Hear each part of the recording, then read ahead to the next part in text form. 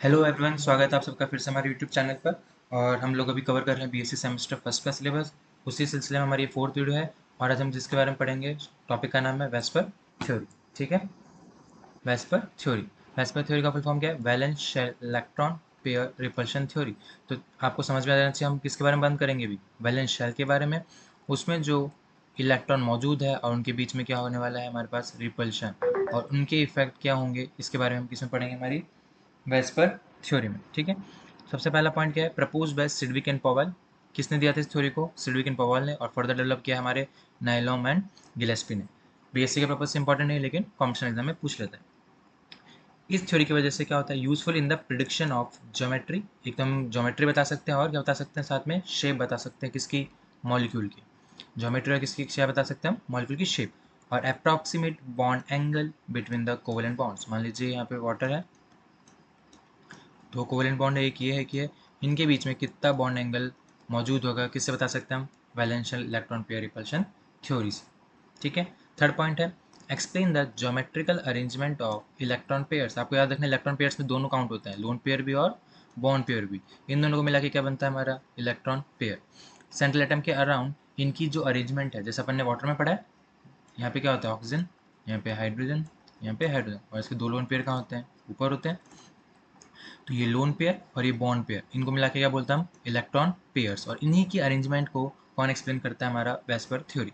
चलिए, क्वेश्चन में पूछता है right postulates of VSEPR theory, तो आपको ये पूरे पॉइंट्स लिख के आने हैं। 3 या 4 नंबर में क्वेश्चन पूछा जाता है। तो द ज्योमेट्री, यहाँ पे आएगा और, द ज्योमेट्री और shape of the molecule is determined by electrostatic repulsion between the electron pairs on the valence shell. जैसे ऑक्सीजन के पास वैलेंस शेल में कितने इलेक्ट्रॉन होते हैं? आप सबको पता है 6। दो ये रे, दो ये रे, और एक इस बॉन्ड में है, एक इस बॉन्ड में, कितने हो गए? 6। दो क्या बना दिए इसने? Bond pair. और दो क्या रह गए? Lone pair. Total electron pair कितने हैं? 4। इनके बीच में जो इलेक्ट्रोस्टैटिक रिपल्शन होता है, उसको उसकी वजह से ज्योमेट्री और शेप क्या होती है, इसके बारे में कौन समझाता है? हमारा VSEPR theory. The electron pairs on the central atom can be bonding pair और both bonding pair and lone pair. जैसे अगर हम बात करें BF3, तो B, F और F, इसमें जो सारे इलेक्ट्रॉन पेयर वो कैसे हमारे? बॉन्ड पेयर, एक भी लोन पेयर नहीं है। वहीं हम देखें H2O की बात करें, तो यहाँ पे दो बॉन्ड पेयर थे और दो लोन पेयर थे, तो टोटल 4 क्या होगा हमारे? Electron pair. तो वही बोल रहा है कि जो इलेक्ट्रॉन पेयर है सेंट्रल एटम पे, या तो वो बॉन्डिंग पेयर हो सकता है, या फिर बॉन्डिंग पेयर और लोन पेयर दोनों में से हो सकते हैं। थर्ड पॉइंट है, triple and double bonds are treated like single bond. अगर किसी मॉलिक्यूल के पास ट्रिपल या ट्रिपल बॉन्ड भी है, तो हम उसको कैसे कंसिडर करेंगे? As a single bond. अब हमको पता है triple triple bond occupy more space. जो ट्रिपल बॉन्ड है वो ज़्यादा स्पेस ऑक्यूपाई करते हैं सेकेंड बॉन्ड डबल बॉन्ड से, और फिर डबल बॉन्ड किससे ज़्यादा ऑक्यूपाई करता है? हमारे सिंगल बॉन्ड से। Double bond occupy more space than single bond, hence the order of repulsion between different type of bonds follows the order. तो ट्रिपल और सिंगल बॉन्ड में ज़्यादा रिपल्शन होगा, फिर डबल सिंगल में, और फिर सिंगल सिंगल में। क्यों? क्योंकि ये क्या कर रहा है? ज़्यादा स्पेस घेर रहा है, ज़्यादा स्पेस घेर रहा है, तो हमारे पास क्या प्रेजेंट हो जाएगी? Steric hindrance. और स्टेरिक हिंड्रेंस जब भी कंसेप्ट आता है, हमको याद क्या आना चाहिए? उसकी वजह से क्या हो जाता है? हमारा रिपल्शन चालू हो जाता है। इसलिए ट्रिपल सिंगल बॉन्ड में ज़्यादा रिपल्शन होगा, फिर डबल सिंगल में, और फिर लास्ट में सिंगल सिंगल। फोर्थ पॉइंट है, जो प्रिफर्ड ज्योमेट्री है is the one with minimum repulsion between the electron pairs. तो जो इलेक्ट्रॉन पेयर्स का अरेंजमेंट होता है, जो इलेक्ट्रॉन पेयर्स का क्या होता है? अरेंजमेंट होता है, वो ऐसा होता है कि जो लोन पेयर है और जो बॉन्ड पेयर है, इनके बीच में जो रिपल्शन है वो क्या हो? हमारा मिनिमम हो। उसी अकॉर्डिंग इनका अरेंजमेंट होता है। The presence of pi bonds does not affect the geometry of a molecule और आयन। अभी हमने ऊपर वाले पॉइंट में पढ़ा कि ट्रिपल बॉन्ड हो चाहे डबल बॉन्ड हो, इसको हम कैसे कंसिडर करते हैं? सिग्मा बॉन्ड या फिर सिंगल बॉन्ड। सेम क्या बोल रहा है? Pi bond does not affect the geometry of a molecule और ion. The geometry of molecular ion is only determined by the presence of sigma bond pairs. Very important point. अगर double bond भी मौजूद होगा, तब भी उसको क्या consider करेंगे? सिग्मा बॉन्ड की तरह कंसिडर करेंगे, क्योंकि वही है जो क्या डिटरमाइन करता है? ज्योमेट्री डिटरमाइन करता है किसी मॉलिक्यूल से। And lone pairs of electron on central atom. तो जब भी मॉलिक्यूल की ज्योमेट्री या शेप की बात करनी है, हमको क्या ध्यान देना है? सिग्मा बॉन्ड, और साथ में क्या देखना है? हमारे लोन पेयर। और इसी से हम क्या निकालते हैं? आप सबको पता होगा, hybridisation. Number of sigma bond plus lone pair से क्या निकालते हैं हम? हाइब्रिडाइजेशन। ठीक है, the electron pairs present in central atom repel each other. Obviously बात है, सिंगल बॉन्ड होगा और साथ में क्या होगा? लोन पेयर होंगे, इनके बीच में क्या होगा? रिपल्शन होगा। तो रिपल्शन सबसे ज़्यादा किस में होता है, लोन पेयर में, फिर किस में होता है, लोन पेयर बॉन्ड पेयर में, और सबसे कम रिपल्शन किस में होता है, बॉन्ड पेयर में। दो लोन पेयर आपस में ज़्यादा रिपेल करेंगे कंपेटिवली, एक लोन पेयर और एक बॉन्ड पेयर, और दो बॉन्ड पेयर उससे भी क्या करेंगे, कम रिपल्शन करेंगे। ये वाला ऑर्डर भी आपको याद रखना है। एक तो ये सबसे इंपॉर्टेंट पॉइंट और ये वाला दूसरा सबसे इंपॉर्टेंट पॉइंट, ठीक है। देख, the repulsion between lone pair is maximum. अब ये बता रहा है कि जो रिपल्शन है लोन पेयर में वो ज़्यादा क्यों होता है, because the lone pair occupies more angular space. जो लोन पेयर ज़्यादा क्या घेरता है, स्पेस घेरता है around the nucleus than the bond pair. देखिए दो न्यूक्लियाई है, ये क्या है, बॉन्डिंग इलेक्ट्रॉन पेयर, और ये एक न्यूक्लियाई है और इसका क्या है, लोन पेयर। देखिए ये एक ही लोन पेयर में कितना ज़्यादा स्पेस घेर रहा है, और ये बॉन्डिंग इलेक्ट्रॉन पे क्या करते हैं, स्पेस कम घेरते हैं। और मैंने बोला जितनी ज़्यादा स्पेस घेरेंगे उतनी ज़्यादा क्या होगी हमारी स्ट्रिक हिंड्रेंस, और स्ट्रिक हिंड्रेंस ज़्यादा होगी तो रिपल्शन भी क्या होगा, उतना ही ज़्यादा होगा।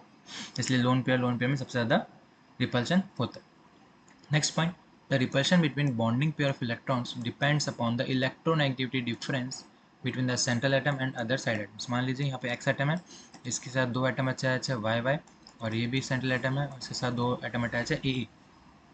अभी एग्जाम्पल समझते देखो, पहले पढ़ लेते हैं कि जो रिपल्शन है किसके बीच में, बॉन्ड पेयर इनके और इसके बीच में, इसके और इसके बीच में। ये जो रिपल्शन है ये किस पे डिपेंड करता है, एक तो जो सेंट्रल एटम की इलेक्ट्रोनेगेटिविटी है और एक साइड एटम की इलेक्ट्रोनेगेटिविटी के डिफरेंस पे। The repulsion decreases with increase in electronegativity of side atoms. जैसे जैसे साइड एटम्स की इलेक्ट्रोनेगेटिविटी बढ़ेगी वैसे वैसे इन दोनों के बीच का जो रिपल्शन है वो क्या हो जाएगा, कम हो जाएगा। देखिए कैसे, एग्जाम्पल समझते देखें। ये मॉलिक्यूल है NH3, दिख रहा है सबको, ये मॉलिक्यूल है NF3, ठीक है। हमको पता है कि F की जो इलेक्ट्रोनेगेटिविटी होती है वो किससे ज़्यादा होती है, नाइट्रोजन से, और सबसे कम किसकी होगी, हमारी हाइड्रोजन की। तो देखिए जो नाइट्रोजन और हाइड्रोजन के बीच में बॉन्ड पेयर्स हैं वो क्या करेगा, नाइट्रोजन अपनी तरफ अट्रैक्ट करेगा, ऑब्वियसली बात है, क्योंकि N की क्या है, इलेक्ट्रोनेगेटिविटी ज़्यादा है। लेकिन वहीं अगर हम F लगा दें तो F की इलेक्ट्रोनेगेटिविटी ज़्यादा होने की वजह से जो बॉन्ड पेयर है वो क्या करेगा, F अपनी तरफ खींचेगा।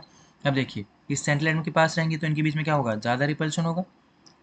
मान लीजिए ये एटम है, अब इसके पास ही यहीं मिल जाएंगे तो इनके बीच में ज़्यादा रिपल्शन होगा। लेकिन अगर हम बात करें सेम एटम की, और ये एक यहाँ पे बॉन्ड पेयर है, एक यहाँ पे बॉन्ड पेयर है, डिस्टेंस बढ़ गया, डिस्टेंस बढ़ गया, तो जो रिपल्शन है वो क्या हो जाएगा, कम हो जाएगा।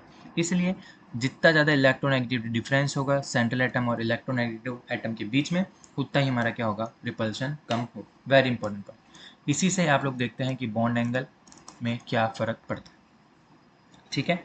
ये टेबल है, देख, डेविएशन मतलब कि एक रेगुलर ज्योमेट्री मान लीजिए, लेकिन इरेगुलर ज्योमेट्री किसकी वजह से होती है, from regular bond angle is due to presence of lone pair, double bond और ट्रिपल बॉन्ड्स। क्यों, क्योंकि ये तीनों क्या करते हैं, स्पेस में ज़्यादा जगह घेरते हैं, और मैंने बोला ज़्यादा जगह घेरेंगे तो रिपल्शन क्या होगा, ज़्यादा। उस वजह से जो रेगुलर बॉन्ड एंगल में वो क्या आ जाता है, हमारा डेविएशन आ जाता है। जैसे हमने पढ़ा टी शेप, वी शेप पढ़ते हैं ना। देखिए the geometry and shape of some of the molecules are, ये टेबल बहुत इंपॉर्टेंट है, समझो। पहला क्या, इलेक्ट्रॉन ग्रुप्स दो, इलेक्ट्रॉन ग्रुप्स मतलब या फिर क्या मान लीजिए अपन, electron pairs, total number of valence electrons in an atom.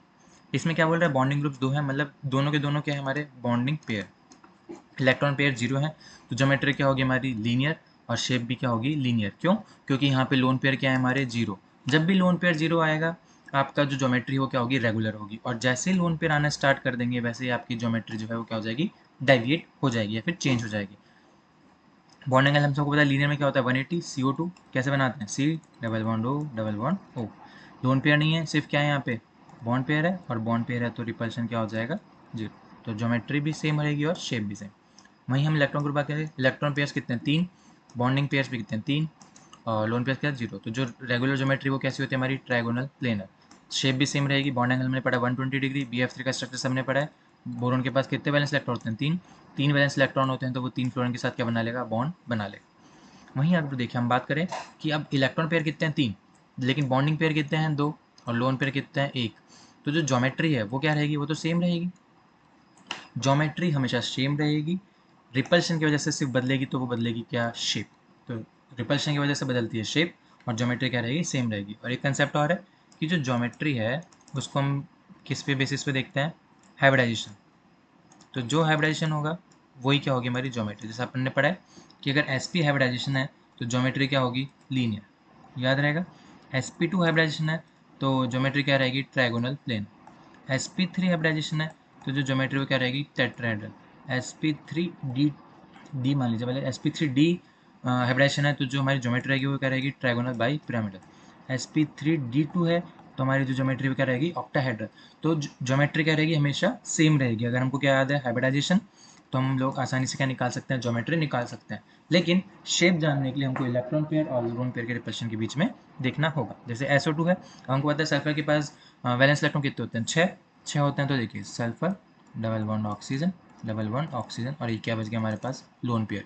अभी लोन पेयर और ये डबल बॉन्ड के बीच में क्या होंगे, हमारे रिपल्शन होंगे, और इसी रिपल्शन की वजह से जिसकी शेप है वो कैसे हो जाती है, बैंड शेप हो जाती है। और जो बॉन्ड एंगल है वो क्या हो गया, greater than 120, less than 120 degree हो जाता है। ठीक है, सेम इलेक्ट्रॉन बैंड 4 की बात की है, ये सब टेबल आपको पढ़नी है खुद से। फिर 5 की बात करी है, फिर 6 की बात करी है, तो ये सारी टेबल आपको समझ के पढ़नी है।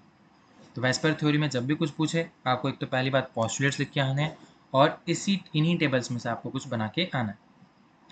देखिए एक एग्जाम्पल इसमें बहुत फेमस पूछता है कि हमको पता है, जैसे मान लीजिए CH4 NH3 और H2, इनके बीच में बॉन्ड एंगल का रिलेशन क्या है। तो हमको पता है CH4, देखिए सबके पास 4 बॉन्ड पेयर है, बॉन्ड पेयर क्या, सॉरी इलेक्ट्रॉन पेयर, इसके पास भी इलेक्ट्रॉन पेयर 4 है, इसके पास भी 4 है, और H2O के पास भी 4 है। कैसे, देखिए C के पास एक भी इलेक्ट्रॉन नहीं बचा, चारों बॉन्ड बन गए, तो बॉन्ड पेयर कितने हो गए, 4, लोन पेयर 0 है, तो ठीक है। NH3 नाइट्रोजन में क्या है, एक लोन पेयर है, 3 क्या है, हाइड्रोजन है, तो 3 बॉन्ड पेयर हो गए, 3 बॉन्ड पेयर प्लस एक लोन पेयर, टोटल 4 क्या हो गए इसके इलेक्ट्रॉन पेयर। सेम H2 में माने हम, तो ये वाटर मान लीजिए, ठीक है, और 2 क्या है यहाँ पे हमारे पास, लोन पेयर है, तो 2 lone pair plus 2 bond pair, total कितने हो गए इलेक्ट्रॉन पेयर, 4। तो चारों के पास इलेक्ट्रॉन पेयर क्या है, 4 है, लेकिन फिर भी क्या वेरी करता है, बॉन्ड एंगल वेरी करता है। तो अब किसका कंसेप्ट आ जाएगा, लोन पेयर और बॉन्ड पेयर के बीच में जो रिपल्शन है उसकी वजह से क्या हो जाएगी, इनकी शेप चेंज हो जाएगी, और शेप चेंज हो जाएगी तो क्या चेंज हो जाएगा, हमारा बॉन्ड एंगल। CH4 में हमने पढ़ा है जैसे 109 होता है, NH3 में कितना होता है 107, और H2O में कितना होता है 104। कैसे, देख पढ़ा हमने, CH, थोड़ा नीचे बना लेते हैं, CH और H, एक भी बॉन्ड, एक भी लोन पेयर नहीं है, तो नो रिपल्शन, तो जो रेगुलर ज्योमेट्री वही होगी।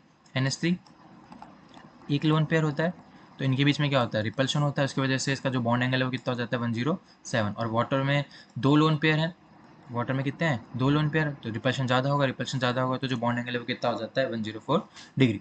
तो ऐसे भी वो आपको कंपेरिजन करवा सकता है। तो पॉस्टुलेट्स पढ़ना है आपको, एग्जाम्पल पढ़ना है, और आपको पता होना चाहिए कि किस एटम में कितने वैलेंस इलेक्ट्रॉन होते हैं और वो कितने बॉन्ड फॉर्म कर सकता है। तब तो आसानी से आप मॉलिक्यूल की ज्योमेट्री और शेप दोनों क्या कर सकते हो, डिफाइन कर सकते हो ईजिली। ठीक है, तो इस वीडियो में हम लोग इतना ही पढ़ेंगे वेस्पर थ्योरी के बारे में। नेक्स्ट थ्योरी में हम लोग पढ़ेंगे MOT के बारे में। तब तक आप हमारे साथ बने रहिए, और PDF आप लोग डाउनलोड कर सकते हैं, नीचे मैंने लिंक डाल रखी है। ठीक, थैंक यू।